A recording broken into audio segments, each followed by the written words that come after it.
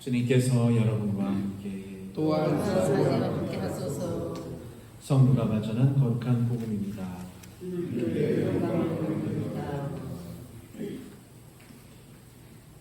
세리들과 죄인들이 모두 예수의 말씀을 들으려고 모여들었다. 이것을 본 바리사이파 사람들과 율법학자들은 저 사람은 죄인들을 환영하고 그들과 함께 음식까지 나누고 있구나 하며 못마땅해 하였다. 그래서 예수께서는 그들에게 비유로 말씀하셨다. 어떤 사람이 두 아들을 두었는데 작은 아들이 아버지에게 제 몫으로 돌아올 재산을 달라고 청하였다. 그래서 아버지는 재산을 갈라 두 아들에게 나누어 주었다.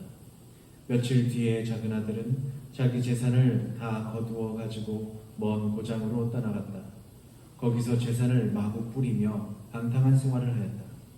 그러다가 돈이 떨어졌는데 마침 그 고장에 심한 흉년까지 들어서 그는 알거지가 되고 말았다. 하는 수 없이 그는 그 고장에 사는 어떤 사람의 집에 가서 더부살이를 하게 되었는데 주인은 그를 농장으로 보내어 돼지를 치게 하였다. 그는 하도 배가 고파서 돼지가 먹는 쥐엄나무 열매로라도 배를 채워보려고 했으나 그에게 먹을 것을 주는 이는 아무도 없었다.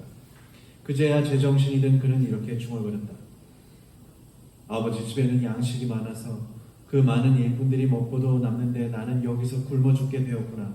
어서 아버지께 돌아가 아버지, 제가 하늘과 아버지께 죄를 지었습니다. 이제 저는 감히 아버지의 아들이라고 할 자격이 없으니 저를 품꾼으로라도 써주십시오 하고 사정해 보리라. 마침내 그는 거기를 떠나 자기 아버지 집으로 발길을 돌렸다. 집으로 돌아오는 아들을 멀리서 본 아버지는 치근한 생각이 들어 달려가 아들의 목을 끌어안고 입을 맞추었다. 그러자 아들은 아버지, 저는 하늘과 아버지께 죄를 지었습니다. 이제 저는 감히 아버지의 아들이라고 할 자격이 없습니다 하고 말했다.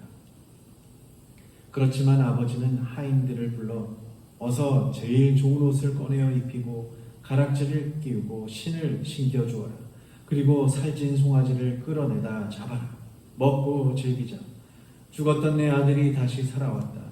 잃었던 아들을 다시 찾았다 하고 말했다. 그래서 성대한 잔치가 벌어졌다.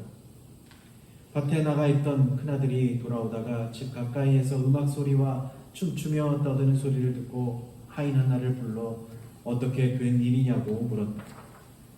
하인이 아우님이 돌아왔습니다. 그분이 무사히 돌아오셨다고 주인께서 살찐 송아지를 잡게 하셨습니다 하고 대답하였다.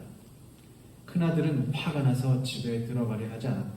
그래서 아버지가 나와서 달랬으나 그는 아버지에게 아버지, 저는 이렇게 여러 해 동안 아버지를 위해서 종이나 다름없이 일을 하며 아버지의 명령을 어긴 일이 한 번도 없었습니다. 그런데도 저에게는 친구들과 즐기라고 염소 새끼 한 마리 주지 않으시더니 창녀들한테 빠져서 아버지의 재산을 다 날려버린 동생이 돌아오니까 그 아이를 위해서는 살찐 송아지까지 잡아주시다니요 하고 투덜거렸다. 이 말을 듣고 아버지는 얘야, 너는 늘 나와 함께 있고 내 것이 모두 네 것이 아니냐. 그런데 내 동생은 죽었다가 다시 살아왔으니 잃었던 사람을 되찾은 셈이다. 그러니 이 기쁜 날을 어떻게 즐기지 않겠느냐 하고 말했다. 주님의 복음입니다. 그리스도를 찬미합니다. 성부와 성자와 성령의 이름으로 아멘. 오늘 복음은 탕자의 비유 그리고 잃어버린 아들이라는 제목으로 우리에게 너무나 잘 알려진 비유입니다. 아마도 복음서 가운데 가장 아름답고 또 가장 극적이면서도 가장 따뜻한 비유입니다. 그래서 아마 가장 사랑받는 복음 중에 하나입니다. 이처럼 하느님의 놀라운 사랑과 자비심을 이만큼 잘 표현하는 복음이 있을까 싶을 정도입니다. 그래서 보면 잃어버린 아들이라는 어떤 제목보다는 대자대비하신 하느님, 깊이를 알 수 없는 하느님의 자비하심, 요게 아마 원래 제목이 되어야 되지 않을까 생각을 좀 해보고요. 동시에 저는 이 비유를 하느님 아버지의 완전한 대리자 예수 그리스도, 하느님의 완전한 사랑의 화신 예수 그리스도에 관한 이야기라고 부르고 싶습니다.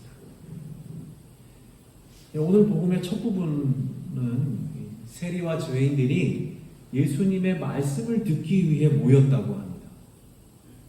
그런데 바리새파와 율법학자들이 예수께서 세리와 죄인들을 환대하고 음식까지 나누고 있다고 못마땅해 합니다.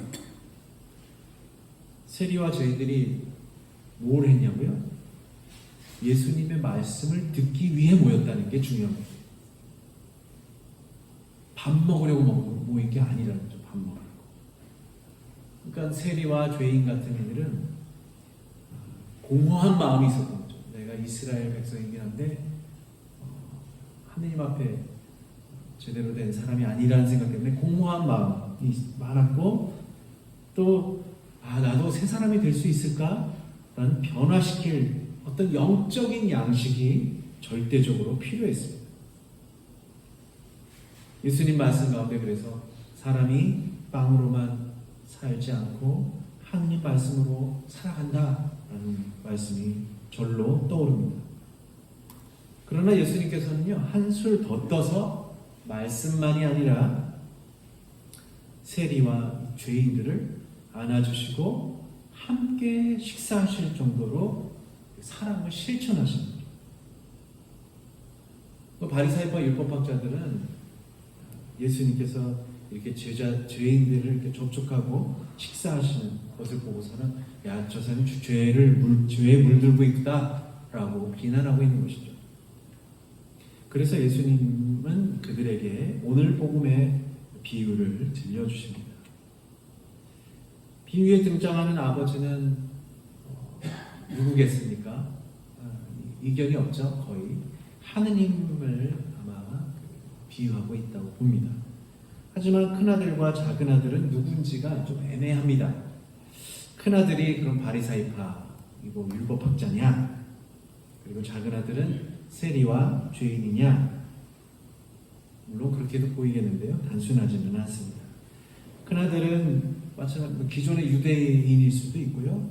또 그리스도교인일 수도 있어요. 지금 보면 그럴 수도 있습니다. 작은아들은 세리와 죄인이기도 하지만 또 하느님의 뜻을 혹시 어기고 있는 이스라엘 백성일 수도 있고요. 마찬가지로 죄를 짓고 하느님을 멀리하고 있는 우리일 수도 있습니다. 어떤 이는 하느님께 돌아오는 자로서 작은아들에 해당하기도 하겠고, 또 어떤 이는 물론 회개는 했지만 자기가 죄인이라는 것을, 죄를 용서받았다는 걸 잊어버리고 다시 아버지께서 방탕한 사람들을 용서하여 받아주는 것을 못마땅해 하는 큰아들에 해당될 수도 있습니다. 교회 여러분들은 그럼 어떤 아들이 되고 싶으십니까? 이 질문의 답변은 좀 나중으로 한번 미뤄보죠. 복음의 비유로 다시 한번 들어가 보도록 하겠습니다. 작은 아들은 갑자기 아버지에게 재산을 나눠달라고 합니다. 복음에서는 그렇게 뜬금없어요. 아무런 이유 없어요. 그냥 재산 나눠주세요. 그렇게 나와요. 무슨 일이 벌어질지 모릅니다. 작은 아들이 그렇게 재산 나눠주세요 라고 했을 때 아버지는 왜 그러냐 물어보는 것도 없어요. 복음에서는 냅다 재산을 나눠서 두 아들에게 줘요. 둘째가 왜 그랬을까요? 둘째는 그냥 생각해보면 마치 자기 몫을 맡겨놓은 것 마냥, 채권자 마냥 재산을 요구한 겁니다. 신자정님이 갑자기 아들이 나타나면 아버지 빨리 제 재산 주세요. 그러면은 좀 당황스럽겠죠? 아니 왜 물어볼 거 아니에요. 사업을 하고 싶으냐? 아니면 집에 무슨 문제가 있냐? 그러니까 그런 거 없이 그냥 그렇습니다. 그냥 아들이 채권자, 내가 맡겨놨어. 내가 너 돈 맡겨놨니? 분명 그렇게 말하겠죠? 마찬가지일 거 아니에요? 어머니들도 마찬가지겠죠? 갑자기 뜬금없이 그러면 이상할 겁니다. 재산을 요구합니다. 큰아들도 사실은 그러면 작은아들한테 가서 야, 너 왜 그래? 갑자기 뭐 이렇게 물어봐야 되는데 별다른 반응이 없어요. 그러니까 큰아들도 어떻게 보면 속으로는 시구나 좋다 뭐 했을 겁니다. 동생 때문에 자기 몫의 재산을 미리 땡겨서 받는 거잖아요. 따지고 보면 그렇습니다. 왜냐 아버지가 재산을 뚝 나눠서 동생한테 준 게 아니에요. 동생만 준 게 아니에요. 큰아들도 주고 작은아들도 줘버린 거예요. 그러니까 세속적인 의미에서 정말 이런 아버지라면 엄청나게 아량이 넓죠. 마음이 넓은 아버지지만 근데 반대로 큰아들에 얹혀 살아야 돼요. 재산을 다 나눠주면. 그럼 때로는 구걸해야 돼요. 얘야, 나 이거 좀 필요한데 좀 주면 안 되냐? 뭐 돈 좀 줘라. 뭐 이렇게 될 수도 있어요. 그러면 얼마나 비참한 상황에 놓일 위험도 있는 것이죠. 여하간에 어쨌든 이 불효막심한 작은 아들입니다. 보통 아버지가 돌아가실 때가 되어야지 그래도 뭐 재산을 좀 분배해 주시면 어떻겠냐 뭐 그렇게 강하게 말하지 보통 그렇게 안 하죠.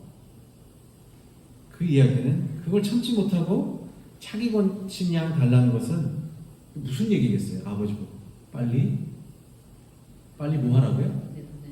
내 돈 내놔. 또 그것만이 아니라 뭐예요? 빨리 돌아가시라. 이런 얘기랑 거의 똑같은 말이에요. 빨리 돌아가세요. 빨리 재산 내놓으시고 뭐 이런 얘기. 근데 좀 걱정이 되죠. 재산 다 넘기면은 그럼 나를 부양할 사람이 누가 있을까? 그런 걱정도 들 수밖에 없어요. 근데 그것 아랑곳하지 않고 그냥 그래? 재산을 뚝 큰아들, 작은아들 나눠줘. 그리고 이렇게 재산을 받은 다음에 며칠 뒤에 재산을 다 걷어서 이 둘째 아들은 작은아들은 먼 고장으로 떠나가 버립니다. 그러니까 복음의 비유를 다 읽으셔서 아시겠지만 아버지에게서 멀리 떨어져서 살아간다는 것은 아버지의 가르침과 완전히 다르게 또 간섭받지 않으면서 아버지와의 연을 철저히 끊고서 살아가겠다는 의미예요. 그런 의미예요.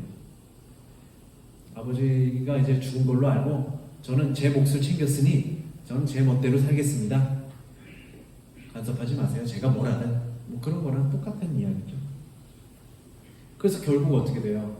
파산하고 망신당하죠. 폐가망신이라는데 망신당해서 이제 갈 곳도 먹을 것도 없는 처지가 되니까 아버지께 돌아가기로 합니다. 떠날 때는 호기롭게 일체의 연을 끊겠다고 했지만 이제는 극심한 고통을 겪고서 또 죄에 짓눌려서는 더 이상 살아갈 수가 없겠다라는 생각이 들어 아버지께 돌아가기로 합니다. 그러면서 속으로는 그러죠. 내가 아버지 앞에 가면 무슨 말을 할까? 아버지, 제가 하늘과 아버지께 죄를 지었습니다. 이제 저는 감히 아버지의 아들이라고 할 자격이 없으니 저를 뭐라도 품꾼으로라도 써주십시오 하고 사정해 보리라 라고 마음을 굳게 먹고 가는 거예요. 그래서 품꾼이 뭐 결국은 종이죠. 뭐 종. 그래서 좀 돈 받아서 그냥 입에 풀칠하고만 살면 감지덕지 하겠습니다 라고 사정할 것이다 라고 결심하면서 아버지 앞에 가요. 그러니까 이야기는 마지막 희망이지만 희망을 걸고서 남남이라도 종이 자녀 관계는 아니죠. 친척 관계는 아니죠. 종이 된다는 거는 품꾼 되면 그냥 남남이라도 좋으니 먹고 살 수만 있게 해달라고 이제 청원하려고 이제 아버지 앞에 서서 거의 이제 엎드려서 하겠죠. 엎드려서. 그러면서 이제 앞에 말하고요. 이제 저는 감히 아버지의 아들이라고 할 자격이 없습니다 라고 말씀을 드려요. 그런데 처음 마음 먹은 거는 뭐예요? 저는 감히 아버지의 아들이라고 할 자격이 없습니다. 그러니 저를 품꾼으로라도 써주십시오라고 말을 해야 돼요. 근데 아버지 앞에서는 그 말을 못하네요. 오늘 복음에서는 말을 못합니다. 근데 제 생각에는 아들이라고 할 자격이 없습니다.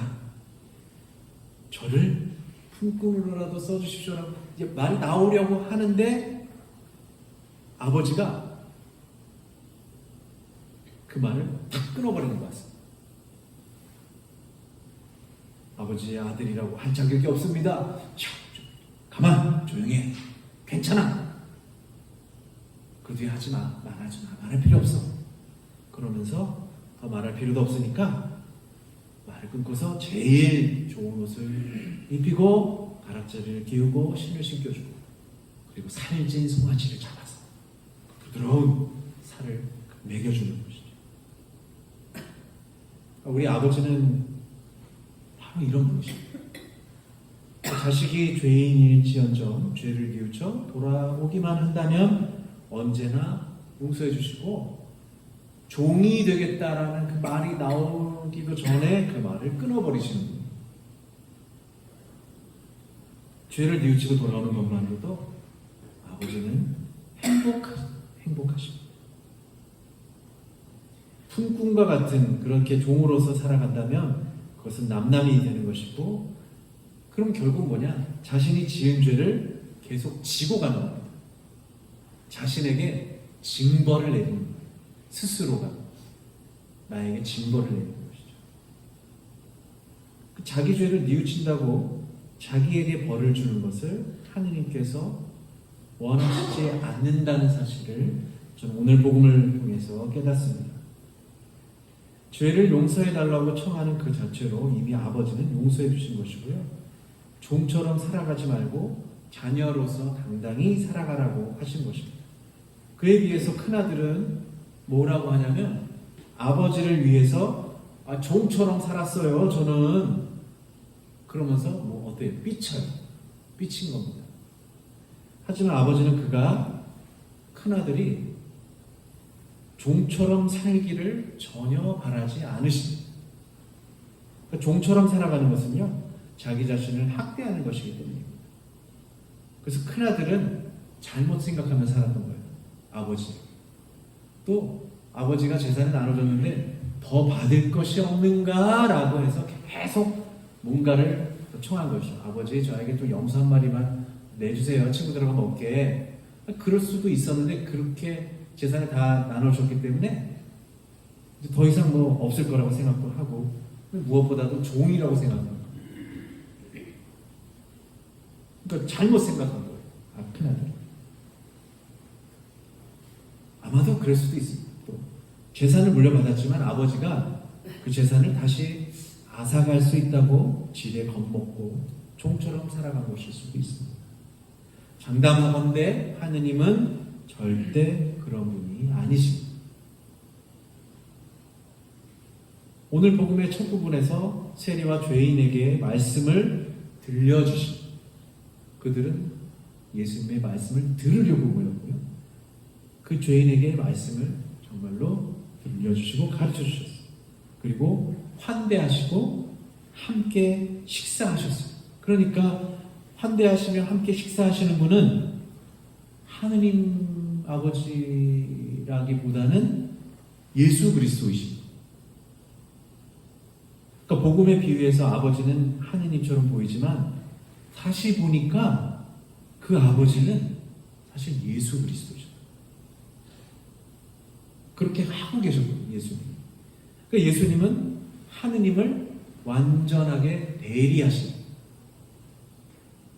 하느님을 완전히 대리하신, 구원을 주시는 분은 하느님이시지만 그 구원을 고스란히 가져다 주시는 분, 구원을 중개해 주시는 분, 가져다 줘서 우리에게 안겨주시는 분은 하느님의 대리자, 완전한 하느님의 대리자이신 예수 그리스도이십니다. 뭐 일국의 대통령이 대사를 임명해서 대사가 가는 것보다도 그거는 대사를 초치할 수 있잖아요. 그 대사가 대통령의 말을 고스란히 전하지 뭐 대통령처럼 굴어서는 안 되는데 예수 그리스도는 완전히 하느님을 대리하는 것이다. 그래서 저는 이 복음의 제목을 지극한 사랑과 용서를 베푸시는 하느님과 더불어 하느님 사랑의 완전한 대리자 예수님이라고 따로 부르고 싶습니다. 아까 제가 잠깐 질문을 드렸죠. 여러분은 큰아들이 되고 싶으세요? 작은아들이 되고 싶으세요? 이 질문 자체가 사실 엉터리입니다. 큰아들도 아니고 작은아들도 아닌 아버지가 돼야 되겠다고 해야 하는 게 사실은 맞습니다. 물론 불가능하죠. 그리고 어떻게 한없이 자비로우신 아버지가 하느님 아버지처럼 되겠냐라고 하겠지만 예수님은 때로는 너희 아버지처럼 하느님 아버지처럼 자비로운 사람이 되어라 라고 또 하신 것처럼 우리는 그런 열망을 품어야 합니다. 예수님을 닮아야겠다는 마음을 먹어야 합니다. 작은 아들이 된다고 할지라도 돌아와서 뉘우치고 그래서 죄인으로 살아가지 않고 다시 사랑받는 아들이 되어야 하겠습니다. 종으로서 품꾼으로서 살아갈게요 아버지 그게 아니라 그냥 그 자체로 죄를 고백하면 다시 하느님의 아들이 된다는 것이죠. 큰아들처럼 내가 살 수 있어요. 저는 뭐 계명을 잘 지키고 뭐 11조도 열심히 내고 교회 주일에 한 번도 안 빠지고 뭐 그랬어요. 하지만 종처럼 살아요. 겁나서 종처럼 살았어요. 내가 가진 걸 빼앗길까 봐. 그러면 그것은 자신에게 징벌을 내리는 아들이 되는 겁니다. 아니 그렇지 마라. 주인이다. 주인처럼 하느님의 재산을 누리면서 살아가는 아들이 되라 라는 것입니다. 큰아들은 바로 그렇게 돼야 됩니다. 우리가 큰아들이 될 수도 있고 작은 아들이 될 수도 있지만 주인으로서 살아가라. 재산을 누리면서 살아가라. 그 재산은 그럼 무슨 재산이냐? 사랑과 용서라는 이름에 아무리 퍼주어도 소진되지 않는 재산입니다. 하느님 아버지가 왜 재산을 그대로 나눠줬을까요? 용서와 사랑이라는 재산은 나눠줘도 소진이 되는 재산이 아니기 때문에 나눠줄 수 있는 그거를 보여주신 건데 큰아들과 작은아들은 그걸 몰랐던 것이죠. 우리는 하느님 아버지의 상속자이고요. 예수 그리스도의 자녀가 되었으니 종이 아니라 자유인으로서 아버지의 재산을 바르게 마음껏 사용해야 합니다. 자녀들은 종이 아닙니다. 사랑받는 이들입니다. 아버지는 우리가 종처럼 살아가겠다는 말이 나오기 전에 입을 막아버립니다. 대신 한없는 용서와 자비를 베푸십니다. 우리가 죄에 짓눌려 아버지를 보지 못하고 남남이 되어 종으로 남아 살아가겠다고 하면 하느님을 욕되게 하는 것입니다. 하느님께서 그 누구도 우리를 종처럼 살라고 부르지 않으셨음을 명심하십시오. 예수님께서 하느님의 완전한 대리자이시듯이 우리는 예수 그리스도의 완전한 사랑의 대리자로서 부르심받은 자녀임을 굳세게 믿으시고 그럼으로써 이 사순시기 복된 은총의 시기를 지내시길 함께 기도합시다. 아멘. 성부와 성자와 성령의